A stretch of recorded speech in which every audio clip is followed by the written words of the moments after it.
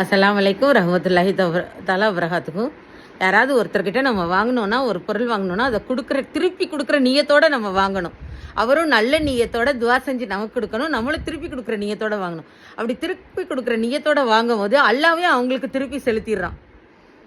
நம்ம நல்ல எண்ணத்தோடு நம்ம வாங்கும்போது திருப்பி செலுத்திடலாம். அப்படி திருப்பி செலுத்த மாட்டேங்கிற நியத்தோடு வாங்கிட்டு அபகரிக்கணும்னு நினச்சா அல்லாஹ் நமக்கு பரக்கத்து கொடுக்க மாட்டான், அழிச்சிடுவான். திருப்பி கொடுக்குற நியத்தோடு வாங்கணும். அதுக்காக நான் ஒரு உதாரணம் சொல்கிறேன். அல்ஹம்துலில்லாஹ்.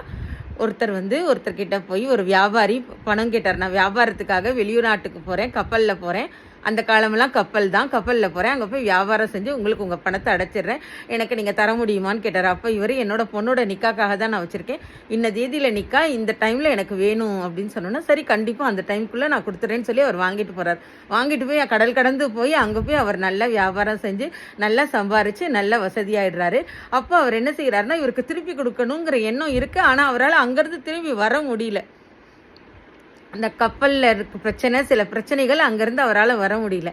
அப்போது அவர் என்ன செய்கிறாரு, ஒரு மூங்கில் எடுத்துட்டு அந்த மூங்கிலில் இன்னாருக்கு இன்ன பணம் தரணும், இது தரணும்னு சொல்லி பணத்தை வச்சுட்டு, அல்லாஹ் நீ இவர்கிட்ட போய் சேர்த்துரு, தவக்கல் தூ அல்லாஹி அப்படின்னு சொல்லிட்டு, அல்லாஹ்கிட்ட தவக்கல் தலாஹி லஹலஹோத்தல்லா பில்லாஹின்னு சொல்லிட்டு அவர் என்ன செய்கிறாரு, அதை உள்ளே வச்சு போட்டு எழுதி இன்னாருக்கு இன்னாருன்னு எழுதி அங்கே கடலில் போட்டுறாரு. கடலில் போட்டவுடனே அது அப்படியே கடலில் மிதந்துக்கிட்டே வருது.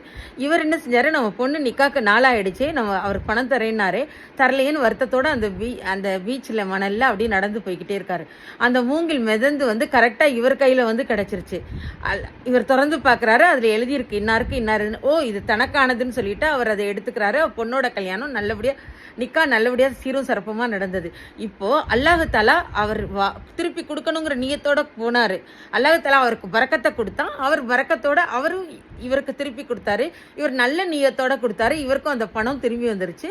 அதனால 2 பேருமே நல்லபடியாக இருந்தாங்க. அதனால நம்ம என்ன செய்யணும், திருப்பி கொடுக்குற நியத்தோட ஒருத்தர்கிட்ட இருந்து வாங்கணும்.